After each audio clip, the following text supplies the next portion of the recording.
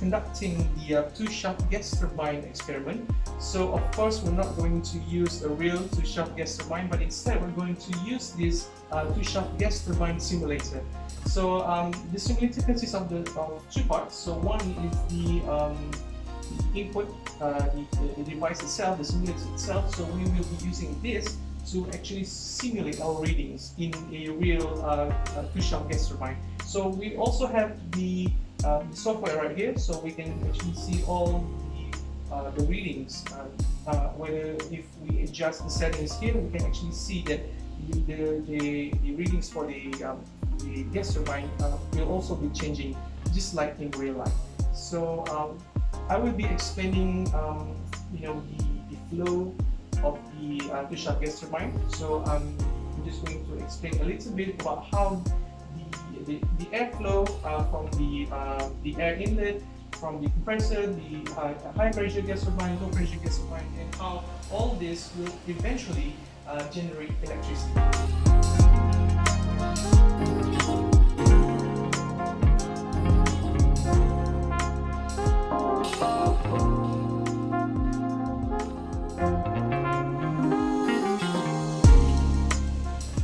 Alright, so it started from here. So the air will go into the compressor through the air inlet. So at the air inlet, we actually have these virtual sensors which actually can read the amount of pressure and temperature going in the compressor. So it's labeled P1 and T1, and we can actually see P1 and T1 inside the software. Okay, so it goes up to the compressor, and the compressor is actually connected to the high pressure turbine here. So what it does is when the compressor moves by the starter fan here, so the starter fan goes to the compressor, it also will rotate the high pressure turbine because it is connected by the same shaft. Okay, so as you can see here, so the gases inside the high pressure turbine will be linked to the low pressure turbine, so we can actually see the pressure and temperature from the high pressure turbine. It's labeled P4 and T4, and it will be used to power up the low pressure turbine. Now the low pressure turbine is connected to the generator. Now the generator is the one that will generate electricity. Okay, so when the low pressure turbine spins, it will spin the generator, and the generator will generate electricity. So the gases from the low pressure turbine will exit through the exhaust to the atmosphere, so it won't be cycled back into the main cycle. So the exhaust, we can actually monitor them from P5 and T5, which is pressure and temperature. Now, to maintain the cycle, to make sure that all the system running smoothly, we cannot rely on the starter fan itself. Okay, we cannot rely on the starter fan. So what we can do is actually take the compressed air. Previously I mentioned that we have the inlet going into the compressor, so the compressor will compress the air into the combustion chamber here. Okay, so we have before the combustion chamber, we also can monitor the pressure and temperature of the compressed air, so it's labeled P2 and T2. Okay, so inside the combustion chamber, it will mix the compressed air and also the fuel from this fuel intake. Okay, so it has its own ratio. We can actually change the fuel to air ratio. So we can, after it reaches a certain level, so we can actually combust the mixture inside here, and the mixture that is combusted, which can be monitored here at the outlet, can be monitored at P3 and T3. So it will power up the high pressure gas turbine, and it will automatically power the compressor, so we don't need to rely on the starter fan anymore. So it is just one complete cycle, so it relies on the fuel intake here, and everything will just be powered up. Okay, so everything here can be monitored. So as you can see here, we have all these labels here. We have P1, T1, P2, T2, P3. So everything can be can be seen inside the software itself. So since this is a simulator, we need to have control of what value that we can change. Down here we can actually see 9 dials, so we can control the input of the this simulator for the 2-shaft gas turbine simulator. So at the diagram here, you can see that we have the field labels. So here we have 1, 2, 3, 4. So we can actually manipulate the variables listed here. So when we manipulate the variable, we can actually see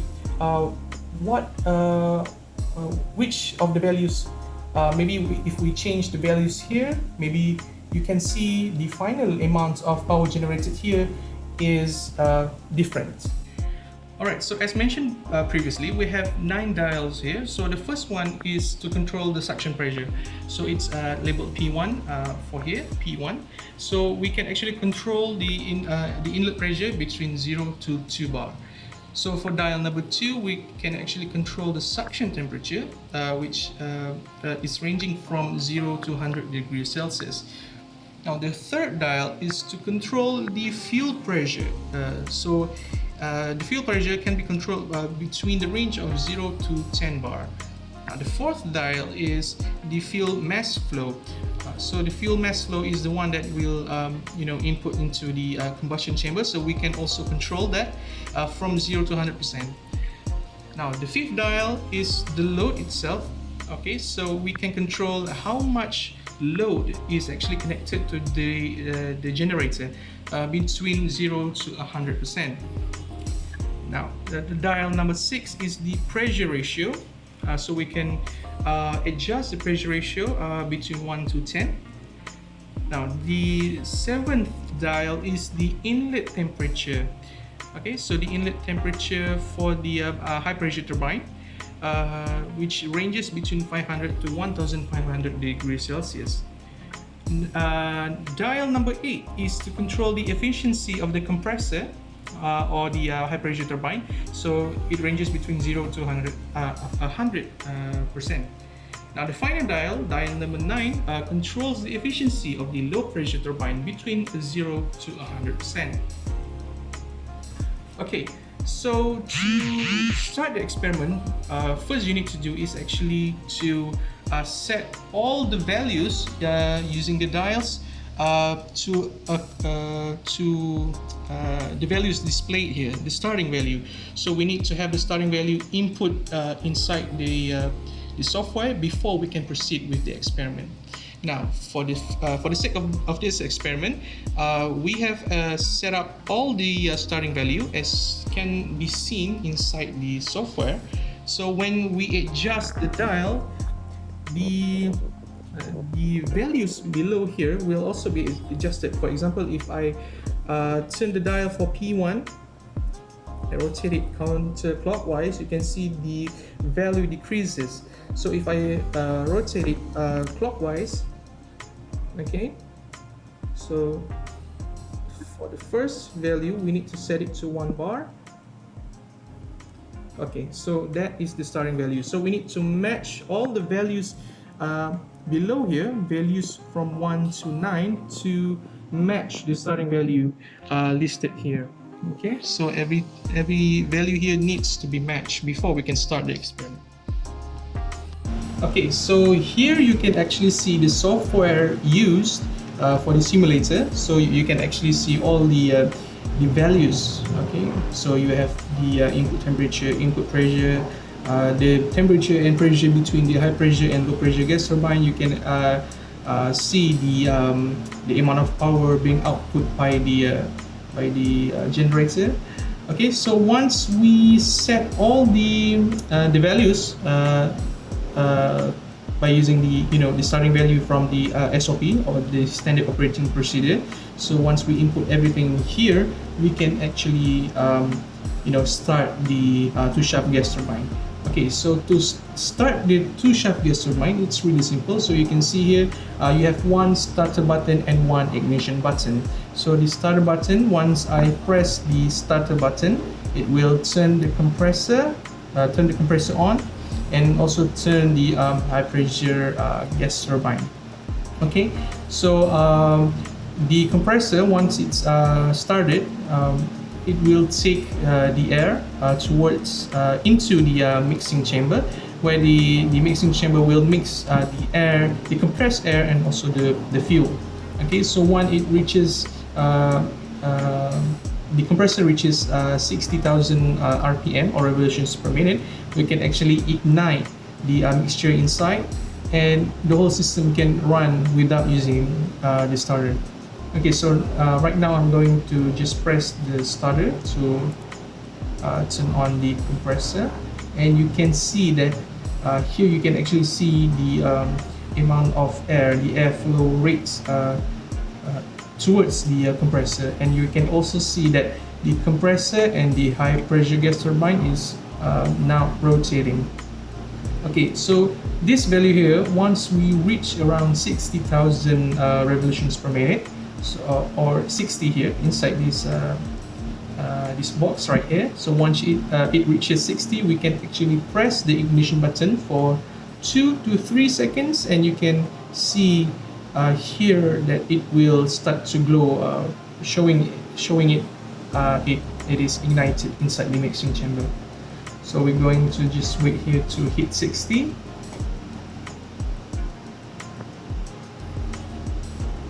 And also you can see that there are other values changing to not only this one.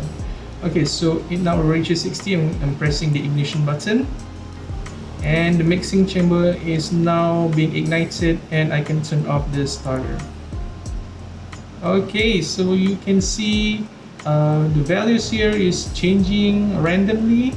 So since we've inputted the starting value here below here, the P1, T1, all this value that we set the starting value, so we actually have one control output value, which is the power generated.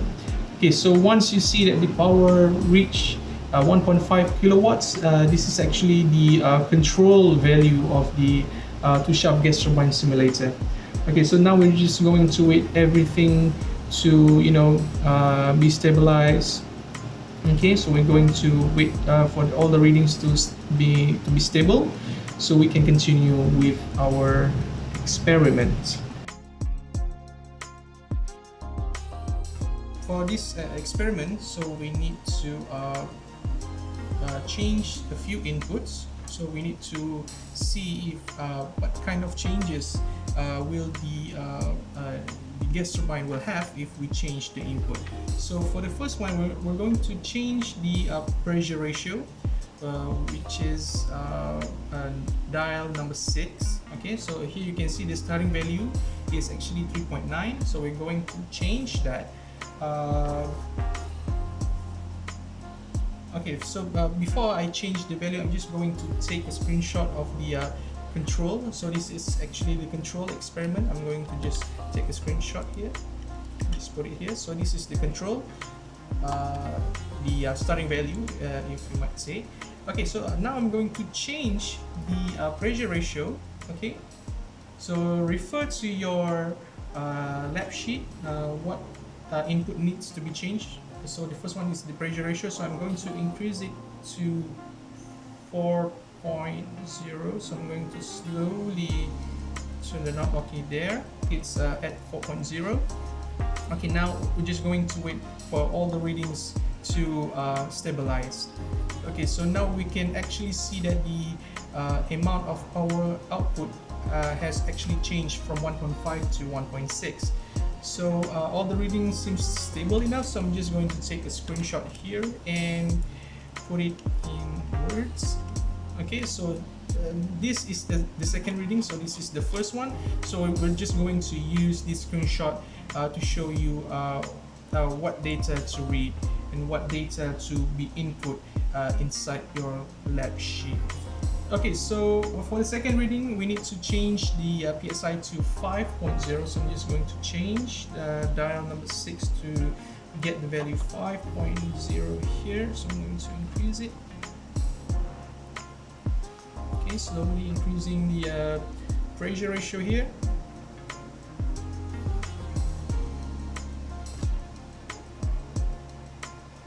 Alright, so now we have 5.0 of pressure ratio. Okay. Alright, so same as before, we're just going to wait for the readings to stabilize a bit. Okay. Right, so everything looks nice. So you can see here that the amount of power output actually changes. Now it's 1.7, so I'm just going to take a screenshot here and sit here. Alright, so this is the third reading. Okay, so you can actually see that the amount of power changes every time we change the input. Okay, so we just need to repeat the steps a few more times until the pressure ratio is until it reach 10.0. Okay, so this is just a simple experiment, but what students need to know is you need to let the display values here to stabilize first, you know, to get the correct data. So you probably need to wait around 1 minute at least before the reading stops moving. So I'm just going to show you if I change the pressure ratio to 6.0 here. And you can see all the value changes. Okay, so I'm going to increase it to alright 6.0, so you can actually see that the value changes, everything changes. Okay, just going to wait a bit for the value to to stabilize. Alright, so you can actually see that the amounts of power produced by the generator is the same, but there are a few things that change from the previous reading. So the power might be the same, but the efficiency and everything might not be the same. So you need to take note of that. Okay. All right. So I'm just going to take a quick screenshot here, and then I'm just going to put it here. Okay. So just repeat the steps. That's for the pressure ratio. So you need to change dial number 6 up until 10.0. So there are a few other things. You need to change the load, you need to change the efficiency for the high pressure gas turbine, you need to change the efficiency for the low power gas turbine. Now, one thing to remember is that every time you need to change other value for the load value, for example, you need to actually return the value that you change to the starting value. So for example, here we have the before we proceed to change the load, we actually need to change the pressure ratio back to 3.9, the starting value. So I'm just going to change that back to 3.9. Okay, so we can actually proceed to the second part of the experiment, which is the load. Okay, now the load is at knob number 5, which is here, and now it's set to 22.4, which is the starting value. So we need to make sure everything is set accordingly back to the starting value before we can actually proceed to change this one. Once you change the pressure ratio, then we can change the load. Okay, so I'm just going to save this as pressure ratio data. Then I'm going to create a new document to get the data for the load. Okay, same procedure, you just need to change this load. For the first step is actually you need to change the knob. So load is knob number 5, change it to 30%.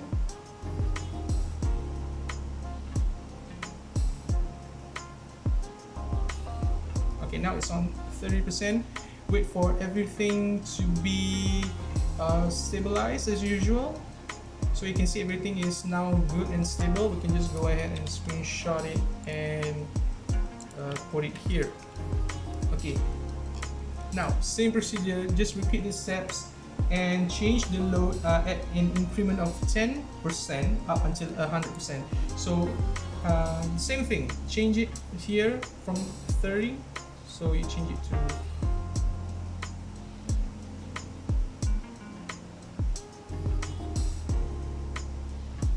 40%.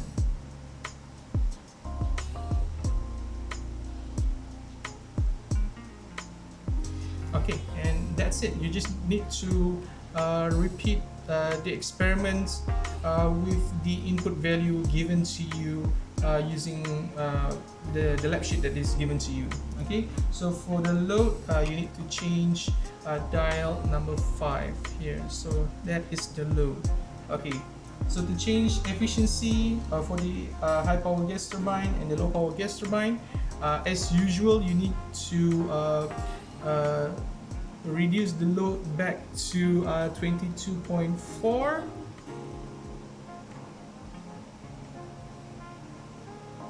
Before you can actually change the other value. So waiting for